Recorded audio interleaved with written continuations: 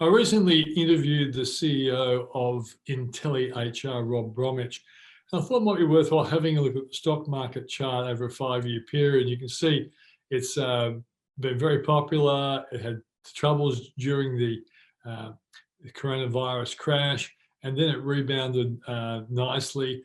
Peaked in January 2021. Then it's come off the boil.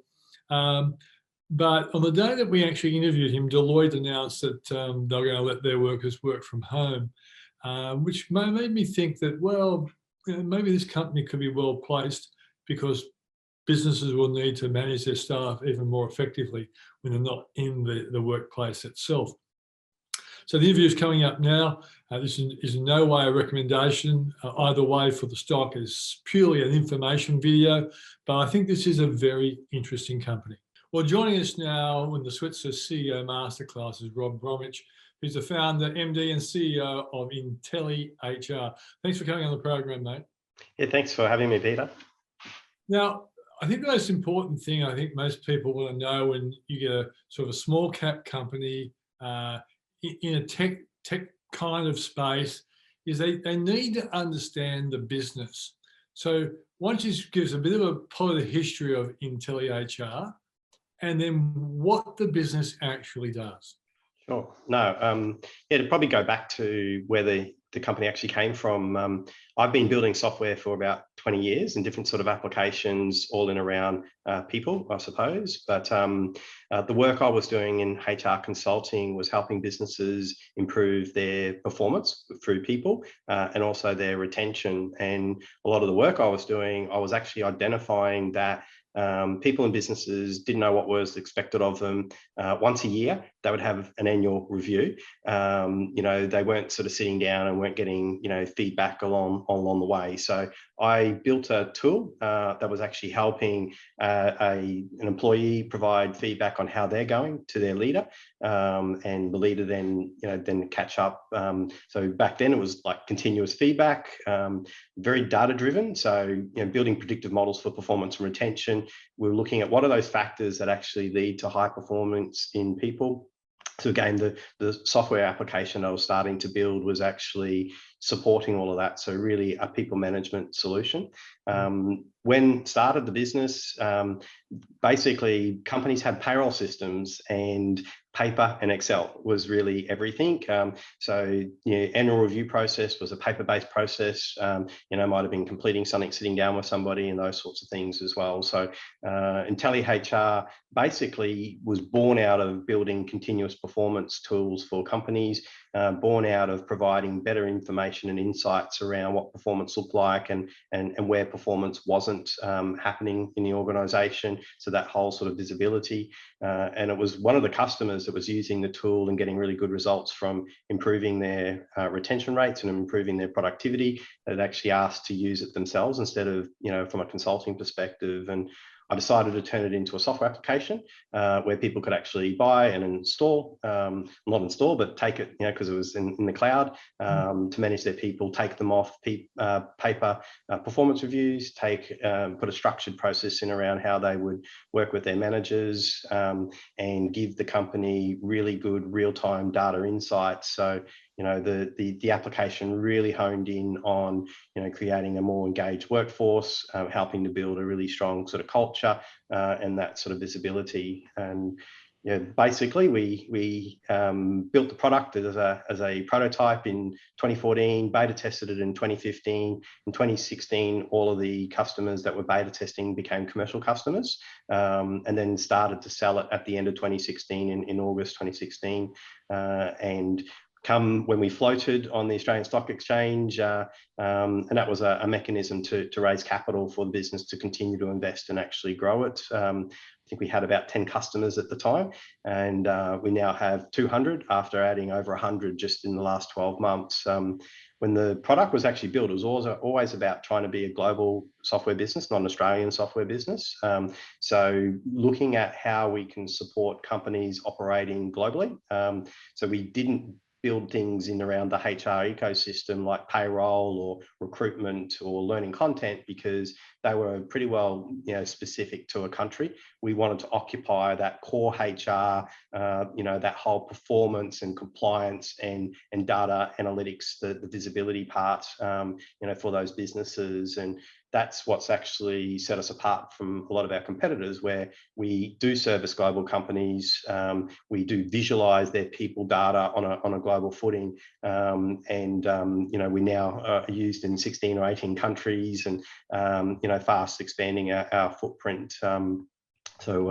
It's a story, I suppose, of a consulting concept, seeing an opportunity, seeing where businesses could improve what they're actually doing, and put better tools in the hands of their employees, whilst giving them really good visibility. And then, I suppose, taking advantage of a digital transformation that was happening in business, where businesses needed to remove paper, needed to improve their digital strategies, and people, their own team members were the last people they were thinking about. When COVID came along, I think I spoke to previously, Bevan Slattery, sort of, when he invested, he's obviously watched us for a number of years, but he said he watched us for a number of years, swim out waiting for a big wave, and then along comes a tsunami, which was COVID.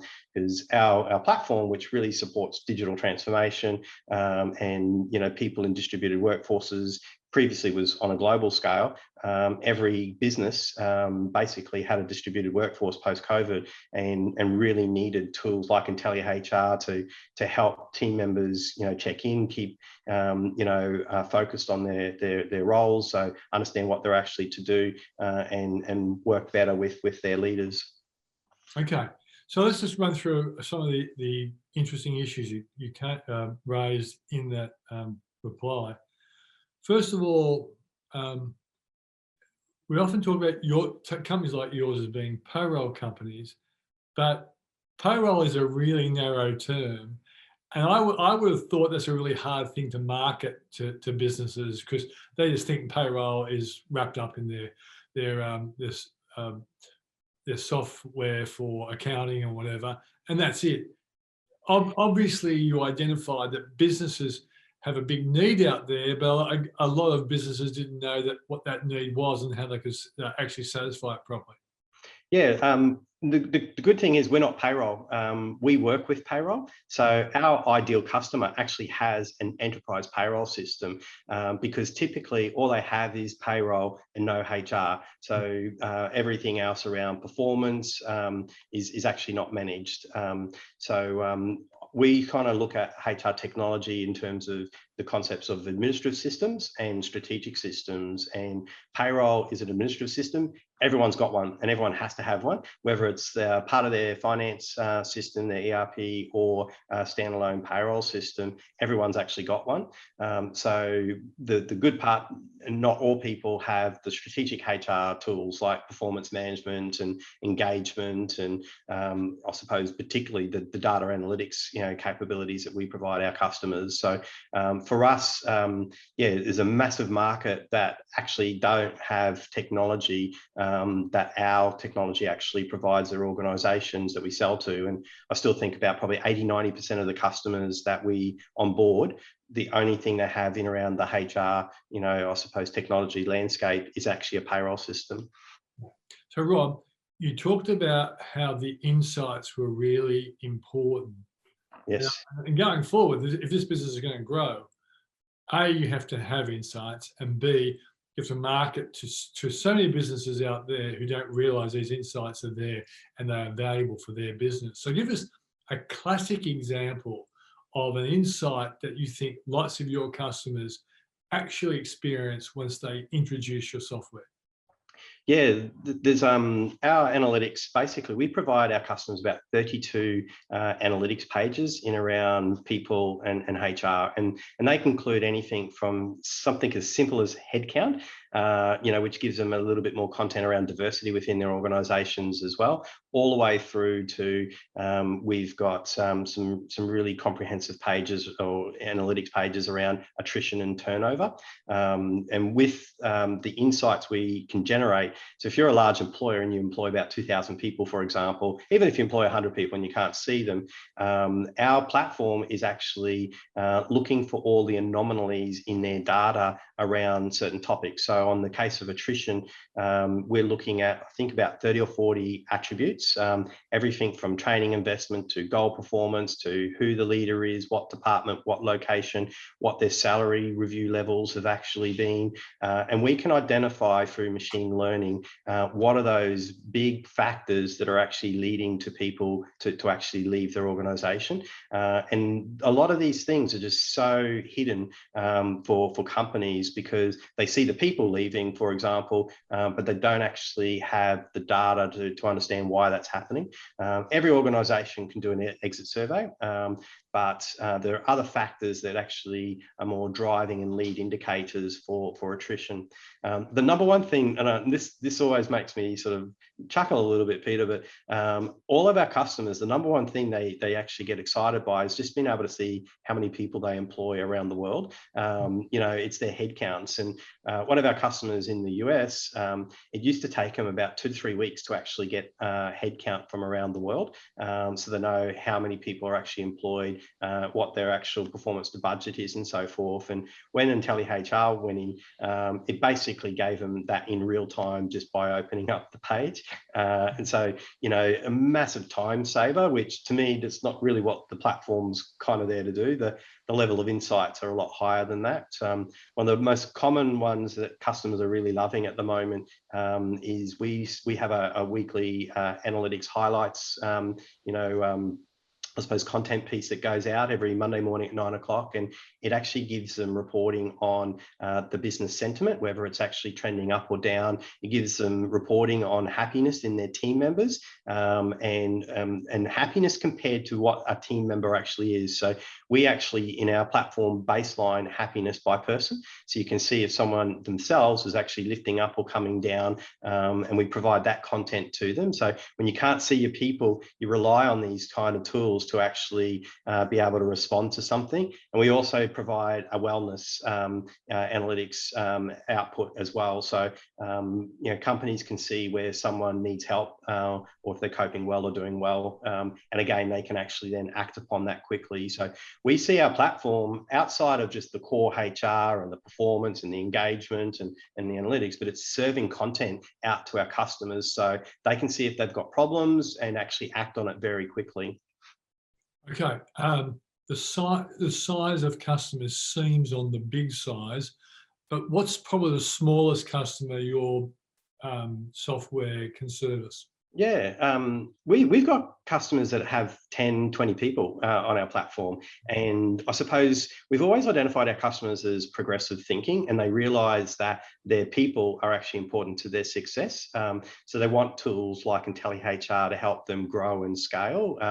The largest customer that we have at the moment, they have about 8,000 people on our platform, and they're actually growing out to 14,000. And we recently won another contract in the UK, which they're starting with about 1,000, but growing to 12,000 people. So that the performance of the system can actually handle some large scale. We see our ideal customer employing anywhere from 100 people through to about 2,000. And that's just the sweet spot where our in the marketplace, they've all got enterprise payroll systems. So there's a really big opportunity for us to partner with their enterprise payroll system to provide the HR capability. And it's not too big, for our platform. And the higher we go in, 10,000 plus, you really push into the top tier enterprise platforms. So we price ourselves, affordable, and we pride ourselves on very quick, implementation to the speed to value for our customers is quite high as well. Yeah. At what size company do you think the CEO says to themselves, I need someone or something to help me manage the HR in my business? I figure it's relevant I personally think that once you get 20 or 30 employees, you probably need someone, but you can't really afford somebody. Yes. So does your type of product replace someone? Eventually, as you get bigger, the HR person will want to use your stuff to make them better at their job. Yeah, I think we support a lot of HR people by giving them the tool to, I suppose, set up processes for their organisations. And for a lot of our smaller ones, and to your point, exactly that, we're the running gear for, managing people, for helping leaders be better leaders as well. So for all those little things, while you're a small growing business, we actually do help take care of that by providing our tool, because it comes with all the processes the businesses actually need. And a lot of our smaller businesses adopt what we recommend in terms of, how to do check-ins and what performance review processes kind of look like. So, in that regards, we're kind of HR in a box for that size business. For the more sophisticated with HR functions, they are very opinionated of how they want to do their review processes and how they want to, create conversations between their employees and their leaders. So we do design thinking workshops with them where we actually help them think through their processes and design them for the users and for the outputs that they actually want. And that's a really key thing with Intelli, is it's so configurable to actually help create the culture and the processes around people and performance that the organizations actually want. Yeah, and I think to the point, like when you start to get to probably about 50 to 70 people, you really need actual, HR support, and, to look after people, to think about the processes and obviously help keep scale within the business. Okay, so we learned only today that Deloitte is going to be giving their staff the chance to basically work at home if they want to, even after the coronavirus lockdowns. And I think lots of other businesses are going to do the same. Is your business going to be advantaged or disadvantaged by this work from home trend? We're advantaged. So we're built purpose for distributed workforces. So working from home means you can't see your people. And if you can't see your people, you need a tool to, I suppose, support you in terms of how they're actually going, to support them in terms of alignment with what their role actually is and how they actually need to contribute, and actually create that feedback loop with the leader. So for us, that's why, COVID, it's a horrible thing, to be honest. And the impact globally has been quite, challenging. However, it has actually meant every single business that weren't thinking about digital transformation and weren't thinking about, how they better manage people, needed to suddenly think about it. And I do think, there's a lot of people, even worldwide, that were just expecting things to snap back, and they haven't. And if anything, the longer it's gone, it's meant that people have a higher expectation of working from home or working from anywhere, and that just suits our business model. So we provide the tools to the end user to best manage themselves and I suppose the business to know how everything is actually going. Do you think the market understands that? No, I don't.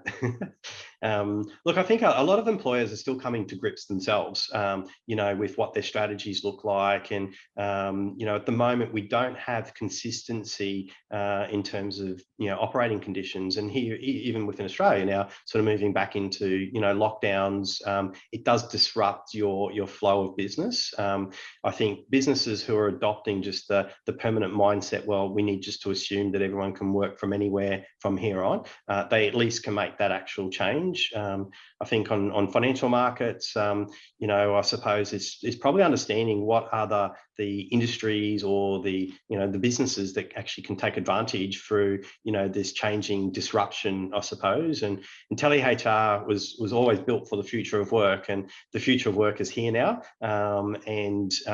We're very nicely positioned, particularly with our analytics capabilities. So we're not just a tool that provides you digital transformation. We provide the analytics and the visibility over the things that are important about business and performance. And basically, we're the eyes now for our customers in terms of how their people are going and where they might actually have some problems. Okay. At this point in time, how big is your company? How many headcounts do you have, And do you use your own product to manage Yes. your own business? I'll be honest with you, I actually rely upon our product because I can't see my people now. And we've employed now 20 or 30 people, post-COVID, and we've never met them. It's actually really good because the product actually helps us create the culture, that we're looking for in our business. But yeah, IntelliHR, as at today, employs, just on, I think, 71 team members. And, the balance of that, we're now fast growing in Northern America. So, we've got a team over in Northern America and the UK of roughly about, I think, 16, 17 people now. That's all in the sales and the service space. So 70 odd people, a really strong board actually around us as well. A very high growth prospect. The growth the company's experienced just in this last quarter, we've doubled quarter on quarter in terms of customer acquisition. And, now that we've got increased capacity in the West Coast of Northern America and also with the UK, we haven't even actually exploited that increase in capacity of sales and service yet. So, as that ramps up, we see we've got a lot more growth in us as well. Okay. I guess one last question. Given the fact that you expect 2022 to be a better year because your salespeople can get out and push the product at a time when lots of businesses are finding their employees are still working from home, so it's a more disjointed business on one level.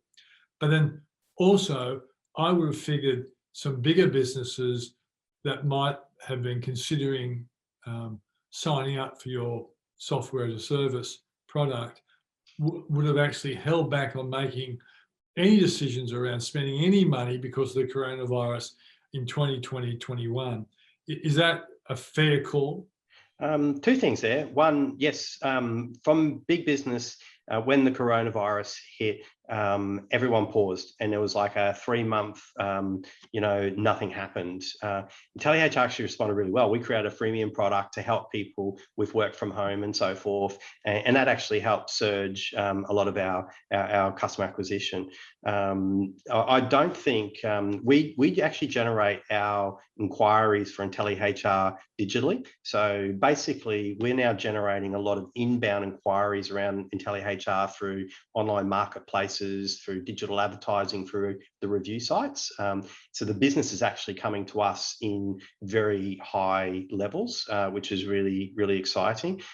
We sell virtually. So before COVID, we were selling virtually probably, 50-60% of the time. Now we sell 100%. So we've actually got a lower cost base in selling because we don't have to fly to go and meet people, or we don't have to go and lose time to present. We're just in real time, obviously doing virtual meetings. And I think the world has come very accustomed to that. From that perspective, I actually don't necessarily see we'll return to needing to go out on site with customers. We still do have customers that do, like, from an implementation perspective, that would like the team to go on site, but that's down the track, and they pay for that in any case. So from a selling perspective, the world has changed in terms of its acceptance of a virtual demonstration, working through, meeting people, references and so forth, and then buying. So our lead time of selling has actually improved quite markedly, and we've invested a lot in terms of improving those processes. So I don't see that will actually change moving forward at all. I think businesses have adapted, and the ones that haven't, I think they'll get there in time. Rob, thanks for joining us. Thank you very much for having me.